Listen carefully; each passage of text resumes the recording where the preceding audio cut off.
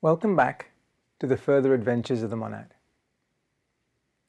We are near the end of this series of recaps on the further adventures of the monad. As promised, we start today by looking at the concept of the self. What exactly is a self? There are several answers to this question, depending on your vantage point. Starting from the most important vantage point of all, the monad, the self, is an individual primordial atom. In this context, the self refers to the consciousness aspect of the Trinity. The self can also refer to the series of envelopes that a monad has acquired self-consciousness in.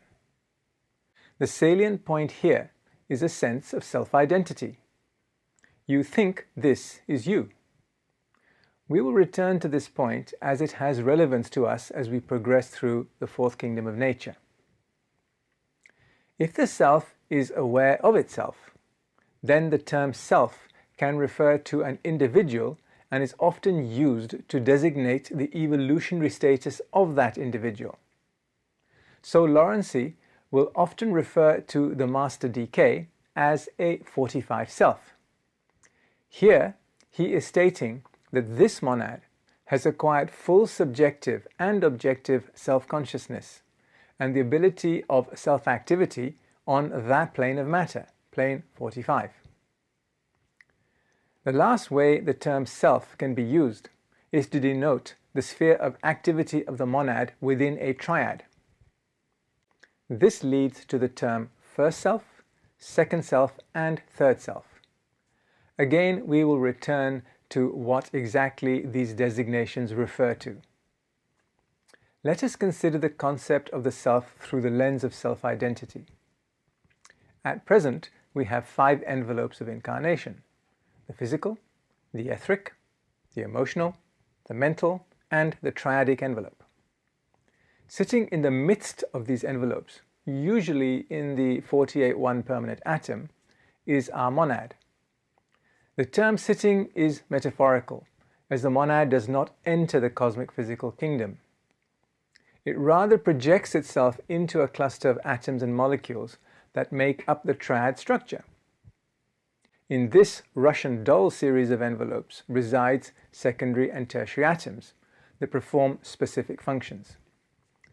These monads are undergoing their own involutionary and evolutionary journey. They need our quaternary monad to assist in the activation of their consciousness, and we need them to allow us to experience the pairs of opposites and have envelopes at all. The poet Rumi expresses this beautifully when he says, "God turns you from one feeling to another and teaches by means of opposites, so that you will have 2 wings to fly." This is referring specifically to secondary matter. If you are self-aware, what are you self-aware of? The obvious answer is your physical body. You also associate yourself with your thoughts and emotions. We know by now that thoughts and emotions have spheres of influence that are discrete from your physical body, yet are connected through our chakras. In this manner, our brain and our 5 senses pick up our experiences in these other envelopes and relay them into our consciousness. This is your self, but this is not you. You are the monad. The monad may experience thoughts and emotions, but these events are physical on their own planes and are the result of the activity of other monads. This is the challenge every human monad faces. To evolve its consciousness, it has to surround itself with a series of envelopes. The risk is that it begins to think that these envelopes are what it actually is. Why is this a problem? Well, for starters, these envelopes are not permanent. They are constructed at the start of every incarnation and dissolve at the end of the incarnation. If you think this series of envelopes are you, then you are going to be seriously disappointed when you realize that who you thought you were no longer exists. Sitting above the first self is the causal self. Here, we are using another designation for the term self, the one that refers to the highest subjective and objective location of a monad. For ourselves, the causal self is at best a subjective self, and even then, only when we have reached the 4 compassionate stage in our consciousness evolution. In the 3 levels of consciousness, 1 young, 2 community, and 3 cultured, we are unconscious in our causal envelopes between incarnations. It is only in the 4 compassionate phase that we become subjectively conscious in our higher causal envelope. Finally, when we take the I3 and become 5 enlightened, we become objectively conscious in one of the 2 molecular causal planes, 47.3 and 47.2. It is now that the triadic self and the personal self align. This process of evolution turns into one of expansion, when the monad becomes a second self. Now, the monad is focused in the 46.1 permanent atom. It is subjectively and objectively conscious in one of the molecules on this plane. What is different here is that the monad is not cut off from its highest envelope in the second triad, which is the higher spiritual envelope located on the third triad. The role this envelope plays, which is loaned to us by another deva, the protagonos, functions in a different way.